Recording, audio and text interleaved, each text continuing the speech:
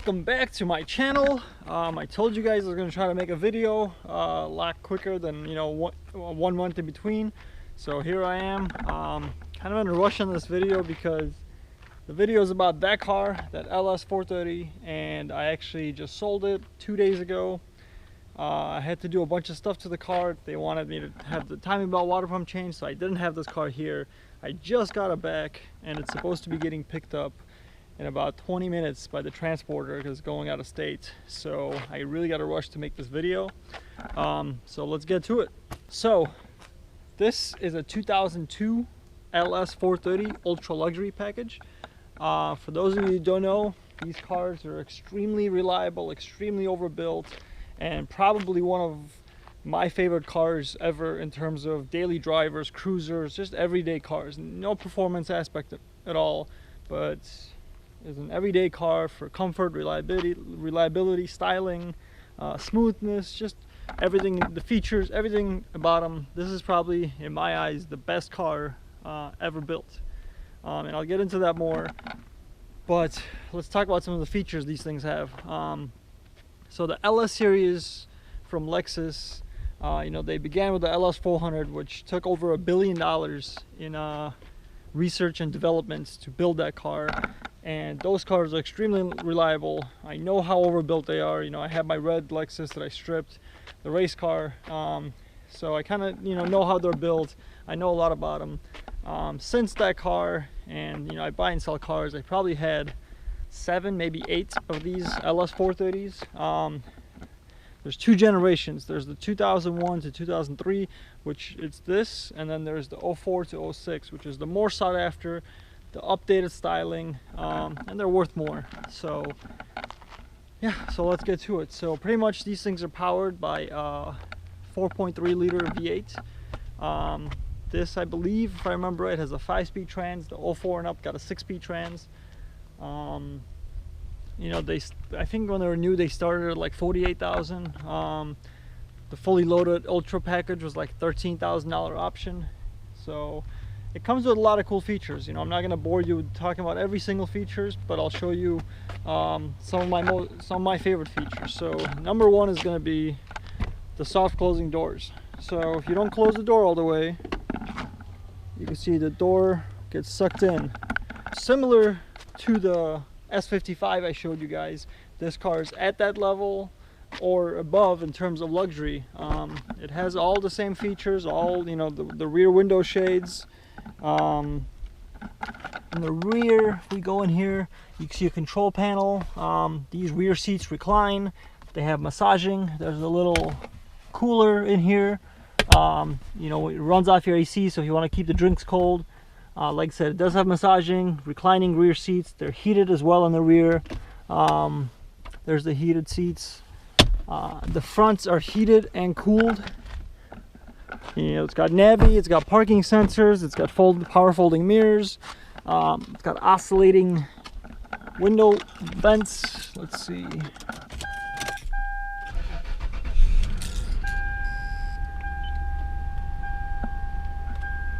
Yeah, you can see they're moving.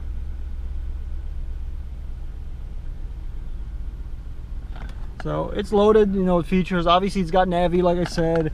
It's got dual climate control. The rear window shade goes up and down automatically. You know, it's got a ton of features. So real quick, before I forget, there's 2 features that I forgot to mention that actually I forgot that they're one of my favorites. So number one is a simple one.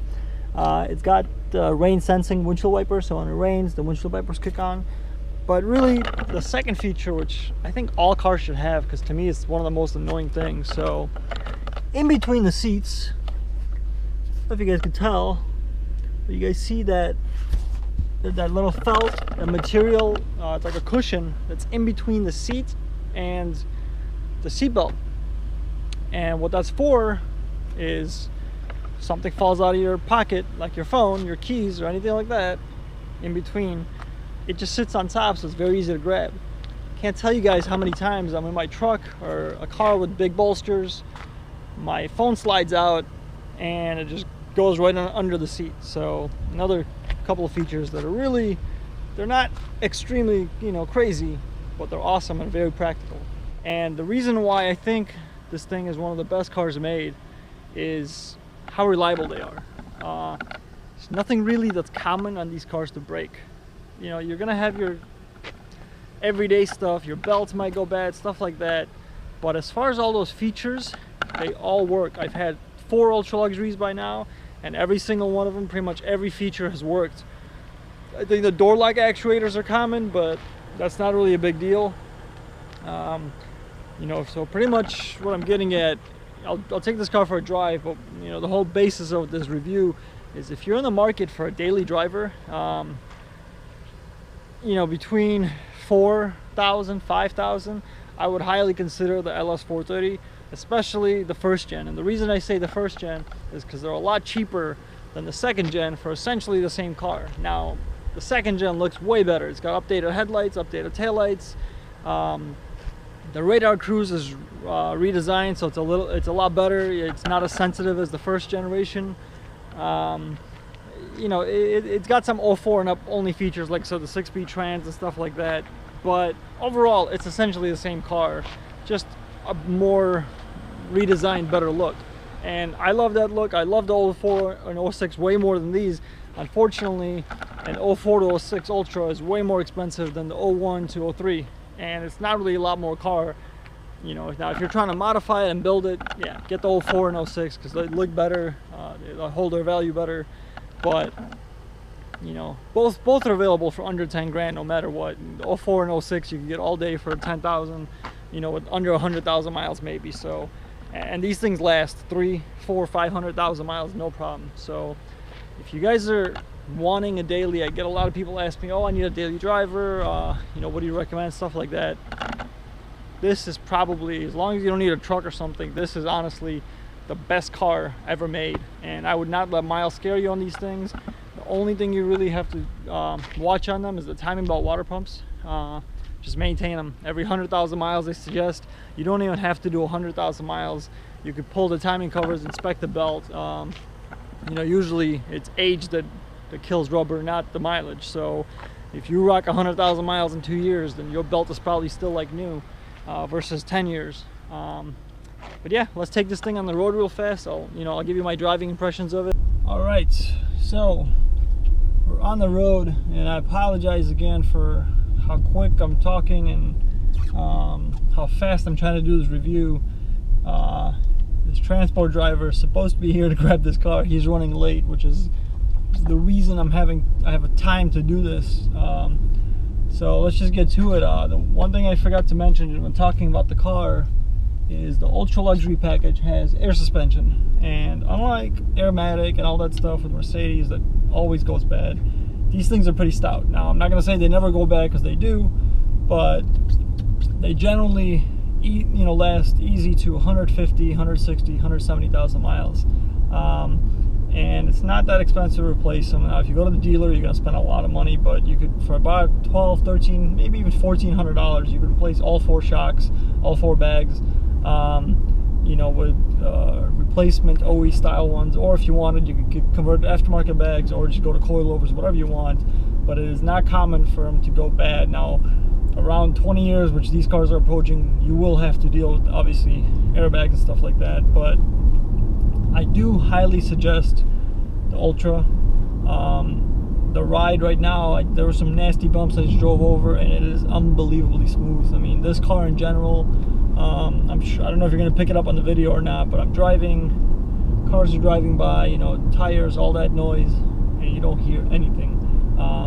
The ultra luxury package has dual pane glass, so it's a lot thicker than regular glass. These cars are unbelievably smooth. The seats are super comfy. Like I said, it has every feature you could want. It doesn't have like Apple CarPlay and all that bullshit that all these modern cars have, but as far as reliability, styling, design, everything is there on these cars. And it lasts. It's not like, it has a cool feature and tomorrow it's gonna break. Really, these cars rarely break. Not many common problems with them, and the ones that are common, they're relatively inexpensive to fix. So I'm not gonna rave about the performance of this car. It's not fast. It's got plenty of power to get you around. It's a V8. I think it makes like 200 something horsepower, maybe 260 to 280. They change between the years. It's got ample torque, so it's not a powerhouse. It's not a 500 horsepower car. It's nothing like that.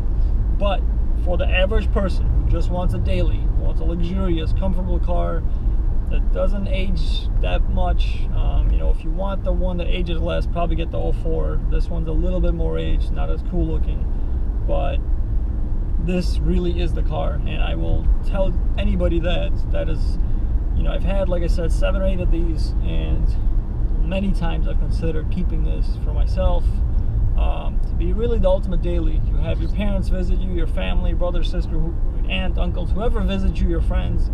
This car will easily fit 5 in comfort. It has a massive trunk, and it is extremely smooth, and nobody will ever complain about anything in this car.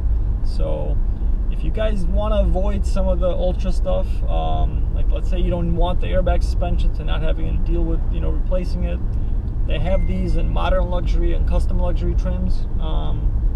Those have most of these features, but don't have they don't get air ride, and they don't get the little fridge in the back. They don't have rear massaging seats and all that stuff, but it does have most of the front features. I think the custom luxury has the soft closing doors, so it has a lot of the same features: Navi, heated cooled seats, and all that stuff. I don't remember if it has the oscillating vents, and the Ultra also has headlights that turn as you turn, just to, you know, so you can see ahead of the curve, kind of, which was back in 03, 04. That was unbelievable technology.